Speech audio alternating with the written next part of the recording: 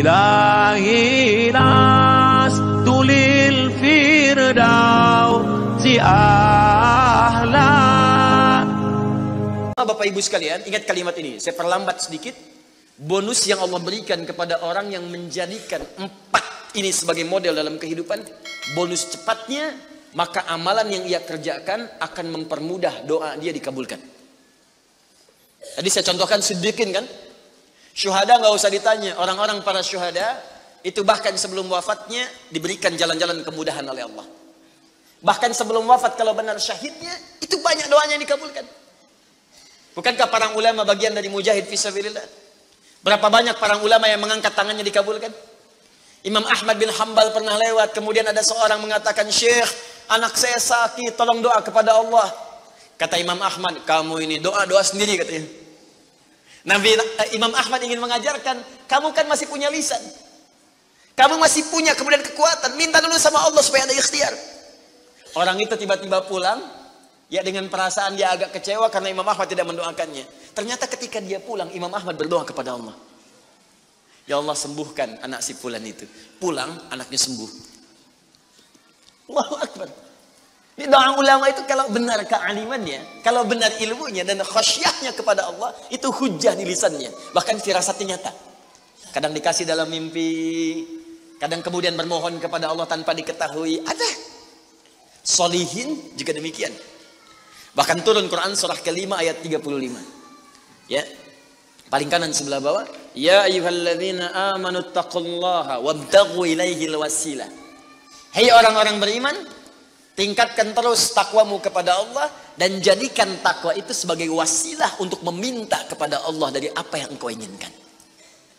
Dan kalau Anda cari takwa di Quran, bentuknya amal soleh. Tidak pernah kalimat takwa disebutkan dalam Al-Quran kecuali pada umumnya akan menyebut amal soleh. Contoh, kalimat takwa pertama langsung disebutkan orangnya di Al-Baqarah ayat 2. Dzalikal kitabu la hudal lil. Siapa muttaqin orang takwa di sini? Sebutkan ayat 3 dan 4-nya. Alladzina yu'minuna bil ghaib wa yuqimunas. Lihat sini. Iman dulu. Iman baru kemudian salat. Masih ingat di pertemuan lalu? Sebuah amal menjadi soleh kalau didahului oleh apa? Iman. Di iman itu nggak akan dipisahkan dengan amal soleh. Ada iman, maka amal berubah jadi soleh. Dalilnya Quran surah ke-103. Wal 'asr innal insana lafi illa alladzina amanu iman wa amilus soleh. Amal soleh. Apa wujudnya amal soleh itu? Jadi rumus cepatnya begini. Iman akan melahirkan sebuah amal yang dengan sifat iman ini menjadi soleh. Kalau iman dipadukan dengan amal soleh, maka akan berubah menjadi takwa namanya. Karena itu ketika Allah menyebutkan kalimat takwa dalam Al-Quran, baik dengan kata benda, ya, noun, muttaqin, muttaqun, atau kata kerja, verb, fi'il, tattaqun, yattaqun, ittaqau, pasti setelahnya akan bertemu dengan iman dan amal saleh. Dzalikal kitabu la hudalil. Siapa muttaqin orang takwa di sini? Alladzina yu'minuna bil ghaib wa iman lis salat. Wa mimma razaqnahum infaq, dan seterusnya. Al-Baqarah 183. Ya ayyuhalladzina amanu kutiba alaikumus iman, ya ayyuhalladzina amanu kutiba alaikumus syiyam, puasa. Kama kutiba alal ladzina min la'allakum taqwa. Jelas? Maka ketika lihat rumusannya, lihat formulanya. Ini agak jarang dibahasnya. Perhatikan formulanya. Kata Allah di Quran surah ke-5 ayat ke-35. Ya ayyuhalladzina amanu. Hai orang-orang yang telah beriman. Alhamdulillah modal ini ada. Masih beriman? Alhamdulillah. Berarti modalnya sudah ada kan? Nih, yang dipanggil ini. Hai orang-orang yang telah beriman. Yang belum beriman tidak hai. Ittaqullah. Tingkatkan takwamu kepada Allah. Yang diminta ini. Perhatikan rumusnya. Hai orang-orang yang telah beriman, tingkatkan takwamu kepada Allah. Wabtaghu ilaihil wasilah, dan carilah dengan peningkatan takwa ini wasilah untuk mengabulkan doa-doa yang kita mohonkan. Jadi kalau kita ingin cepat dikabulkan doanya, dituntaskan persoalan hidupnya, maka kata Allah rumusnya tingkatkan apa? Takwa. Sekarang kita ingin tingkatkan takwa, apa rumusnya? Takwa itu formulanya iman plus. Nah, intinya di sini amal soleh. Jadi kalau kita kumpulkan amal soleh, kumpulkan, itu salah satunya ciri meningkatkan takwa. Kenapa takwa ditingkatkan? Untuk mengentaskan problem kehidupan kita. Bahkan nanti ada yang belum berdoa, saking tingginya takwanya, itu masalahnya diselesaikan oleh Allah tanpa dia meminta. Dalilnya Ustaz, Quran surah ke-65. Di akhir ayat kedua. Di akhir ayat kedua, di awal ayat ketiga. Wa may yattaqillaha yaj'al lahu makhraja wa yarzuqhu min haitsu la. Siapa yang mampu meningkatkan takwanya kepada Allah, salatnya meningkat dari yang fardu tambah sunnah. Amalan hartanya meningkat dari zakat tambah infak. Amalan Qur'annya meningkat dari sekedar baca mulai kemudian tilawah atau mulai menghafalkannya. Amalan puasanya meningkat dari Ramadan mencari sunnah-sunnahnya. Tingkatkan. Maka pengertian persamaannya ya ja'allahu makhraja. Semakin meningkat takwanya, semakin aku tuntaskan semua persoalan kehidupannya. Jadi Bapak Ibu kayaknya nggak dapat masalah, padahal Anda tuh mengalami masalah sebetulnya. Cuman masalahnya sebelum dialami diringankan oleh Allah sehingga seakan-akan tak terasa. Ada yang langsung masalah dihadapkan di depannya, tapi diberikan ketenangan dalam jiwanya sehingga perasaannya nikmat saja. Padahal sebelumnya tidak begitu. Macet, sebelumnya menghujat, kadang mencela, klakson nggak berhenti, ya, bikin status juga, langsung kasih komen negatif, ya. Jakarta kesini banjir, siapa gubernurnya misalnya? Apa solusinya? Ini begini, ini begitu. Apa solusinya? Apa ketenangan yang kita dapatkan? Tapi ada orang yang ketika dapat macet, tiba-tiba, Allahu Akbar, dia cuma klik dengan satu tombol, klik keluar murotal. Alhamdulillah ya Allah, engkau kasih macet. Kalau enggak macet seperti ini, bagaimana aku kemudian mendekat kepadamu dengan mendengar murotal ini? Ternyata ketika macetnya 15 menit, hafal ayat 3 ayat. Selalu ada hikmah dalam kehidupan. Sedang zikir, ada yang berdoa, itulah yang dimaksudkan. Dientaskan persoalan, diberikan ketenangan, dan dipahamkan tentang nikmat yang diberikan. Ada orang yang minta dulu. Nah nanti orang soleh ini, solihin, itu diantara mereka bertawasul dengan amal solehnya. Ada yang sering bersolawat, tawasul dengan solawatnya. Ada yang sering infak, tawasul dengan infaknya. Bukankah kita pernah mendengar kisah yang sangat viral? Padahal masa itu belum ada media sosial. Tapi sampai kekinian sekarang.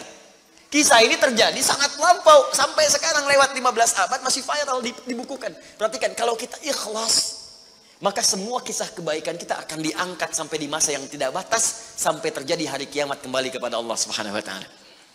Walaupun komunikasi alatnya tidak lengkap. Pernah dengar kisah 3 orang yang sedang berjalan kemudian tiba-tiba ada hujan. Berlindung masuk ke sebuah gua. Begitu masuk di dalam gua itu kisahnya sangat populer sekali. Sampai ada di Sahih Al-Bukhari sampai sekarang sering dikisahkan. 3 orang laki-laki sedang berjalan beraktivitas. Tiba-tiba datang hujan deras. Berlindung masuk ke dalam sebuah gua. Ketika duduk di gua itu tanpa sadar batu dari atas menggelinding menutup ke dalam muka pintu gua itu. Push, rap. Saking padatnya tidak meninggalkan celah yang cukup untuk mereka keluar. Akhirnya setelah reda berusaha untuk mendorong. 3 orang nggak sanggup. 1 lemas, yang 2 dorong makin nggak sanggup. 1 lebih lemas, 1 orang dorong ya sama betul-betul nggak sanggup. 3 aja nggak sanggup, 1 pengen dorong nggak bisa. Akhirnya yang paham rumus ini dari 3 orang itu mulai berkata kepada teman yang 2, ini mustahil kita bisa kemudian tuntaskan kecuali kita bertawasul dengan amal soleh yang pernah kita kumpulkan dalam hidup. Jika kita sudah merasa tak mampu sebagai makhluk, maka ini tanda dari Allah untuk meminta kepada Khalik. Dan disinilah kita disadarkan oleh Allah pentingnya amal soleh. Maka kalau kita sudah merasa amal soleh kita bermanfaat, bahkan bisa dipakai dalam doa, nanti akan semakin semangat amal solehnya. Itu rumus Pak Bu. Di sekarang banyak orang itu tidak mengerti kenapa mesti beramal soleh. Karena itu ketika diminta beramal, malas. Maghrib sudah sholat, begitu isya adzan, Allahu Akbar, Allahu Akbar. Ayo isya, kok cepat amat? Barusan udah maghrib, sekarang isya lagi. Tapi kalau orang yang mengerti, Allahu Akbar, mudah-mudahan tiap menit sholat. Kata bisa minta. Minta. Bukankah dalam sholat itu minta? Ya, Rabbi gfirli warhamni wajburni warfa'ni. Permintaan semua. Dalam sujud minta lagi. Minta. Selesai. Maka 3 orang itu bermohon dengan amalannya. Yang satu mengatakan, ya Allah, saya punya seorang ibu yang saya baktikan hidup saya untuk melayani beliau. Saya bekerja pulang kemudian tidak pernah saya mengambil sesuatu sebelum ibu saya dulu. Apa yang saya lakukan sebelum tidur, saya kemudian siapkan susu untuknya saat bangun, kemudian saya berikan terlebih dahulu. Saya tidak pernah menyentuh makanan sebelum ibu saya terlebih dahulu menyentuhnya. Satu kali saya datang, ya Allah, mendapati beliau sudah tertidur. Maka saya tidak berani menyentuh kemudian makanan itu. Dan saya punya kebiasaan ketika bangun saya siapkan air susu. Ya, saya bayangkan ibu memberikan ASI kepada saya, maka sekarang saatnya saya memberikan susu kepadanya. Kemudian saya tunggu di sampingnya, saya sampai ibu saya tertidur sampai bangun. Ketika dia bangun, saya tidak pernah terangkan kepadanya bahwa saya memegang nampan itu dari sejak malam sampai dia bangun. Kemudian saya tuangkan, saya minumkan kepada beliau, setelah beliau menyentuh baru saya makan. Kalau ini menjadi amal soleh yang pernah saya kerjakan, ya Allah, dan Engkau ridha dengannya, mohon bebaskan kami dari kungkungan batu ini. Yang tadinya tidak bergerak, begitu didorong bergeser. Mau keluar masih susah. Ya, ini pertanda dari Allah ingin mendengar semua amalan-amalannya supaya adil terdengar keseluruhannya. Kedua, ya Allah, saya pernah mimpin suatu perusahaan. Kalau bahasa kita sekarang, saya pernah punya bisnis, ya Allah. Kemudian ada karyawan saya, tiba kemudian pamit meninggalkan pekerjaan, tapi gajinya belum saya berikan. Lantas saya simpan gaji itu, dia tak kunjung datang. Kemudian saya berinisiatif, ya Allah, untuk menjadikan gajinya dia sebagai modal. Karena khawatir kalau pulang nilainya sudah berkurang. Maka dibelikanlah oleh saya, ya Allah, kambing. Kemudian dikelola kambing itu. Sampai bertahun-tahun datang, kambingnya sudah penuh, ya Allah, dengan berbagai kandang. Ternak sudah banyak. Selapangan sudah kumpul. Begitu dia datang, saya berikan kepadanya semuanya itu, dia mengatakan, kamu bercanda ya? Gaji saya kan cuma 1 juta, kenapa dibalikin tiba-tiba ada 1000 kambing? Orang ini mengatakan, kamu bercanda? Kata orang tadi, tidak, saya tidak bercanda, tapi ini hak kamu yang saya kembalikan. Dikisahkan kisahnya, saya belikan kambing, saya jaga dengan rawat dengan baik. Lantas dia mengambil semua kambing itu, ya Allah, tanpa memberikan kepadaku sedikit pun. Makasih ya, pergi gitu kan? Masya Allah. Ya gitu, kalau Baduy itu unik gitu ya, bukan yang di sini, Arab maksudnya, ya. Unik gitu. Jadi lugu, polos, berangkat. Ya, apa yang terjadi? Maka aku pun, ya Allah, menerima dengan berharap ridhomu saja tanpa meminta imbalan sedikit pun darinya. Dia pergi meninggalkanku, aku mengharap ridho darimu. Maka aku bermohon kepadamu, ya Rabb, kalau dengan itu kemudian engkau ridho, maka bebaskan kami dari kungkungan batu ini. Didorong, geser lagi. Perhatikan bagian yang ketiga ini.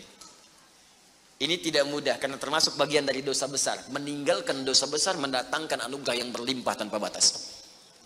Ya Allah, dulu aku seorang rentenir. Wah, banyak sekarang nih.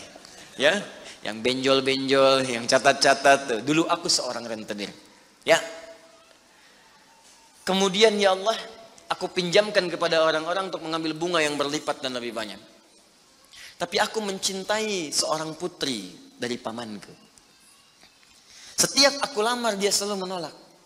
Putrinya itu orang soleh, Pak, Bu, baik. Makanya di Quran jelas orang soleh nggak akan dipertemukan dengan yang kurang baik. Tapi jangan pesimis dulu.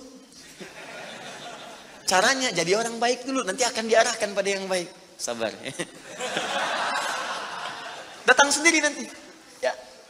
Maka apa yang terjadi? Satu saat aku punya kesempatan karena pamannya ternyata butuh modal, aku pinjamkan. Lama dia kemudian tidak bayar-bayar sampai menggelinding hutangnya begitu banyak terkumpul. Datanglah kemudian anak gadisnya kepadaku untuk minta keringanan. Maka aku katakan kepadanya, malam ini pun hutang bapakmu aku akan lunasi seluruhnya tanpa kecuali kalau malam ini engkau mau bergaul denganku. Maka anak perempuan itu sedih, merasa terancam, tapi tak mampu berbuat banyak untuk bapaknya, dia pasrah kemudian mengiyakan.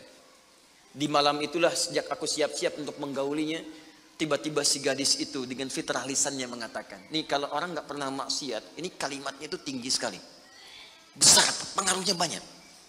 Kata perempuan ini, ittaqillah, paman, bertakwalah kepada Allah. Satu kalimat di gadis itu menggetarkan pada jiwaku, melahirkan rasa takut yang sangat dalam. Aku lari meninggalkannya sambil mengatakan, sudah, bapakmu tak ada utang lagi padaku, dan aku lari meninggalkannya. Ya Allah, kalau dengan perbuatan itu engkau ridha yang menjadikan aku bertobat sampai sekarang, maka mohon ya Allah bebaskan kami dari kungkungan batu ini. Begitu mau didorong, batunya sudah menggelinding jauh meninggalkan mulut gua itu. Kumpulan amal saleh yang digunakan wasilah untuk berdoa, terkadang akan cepat mampu mengabulkan apa yang kita mohonkan. Apalagi kalau yang dimintakan adalah pengalaman meninggalkan perbuatan maksiat yang besar. Kadang maksiat-maksiat itu jangan diikuti. Jauhi, tinggalkan. Nanti saat butuh, minta dengan amalan itu. Itu boleh, ayatnya ada. Yang nyuruh Allah berarti Allah yang menetapkan jalan. Salah satu formulanya mengerjakan itu supaya semangat beramal soleh. Amal soleh itu kan cuma dua. Kalau enggak if'al, wala taf'al. Do it, live it. Kerjakan, tinggalkan. Kerjakan sholat, jauhi zina. Kerjakan kemudian infak, jauhi bohong. Kerjakan ini, tinggalkan ini. Anda cukup kerjakan, tinggalkan. Dan dengan wasilah itu minta kepada Allah. La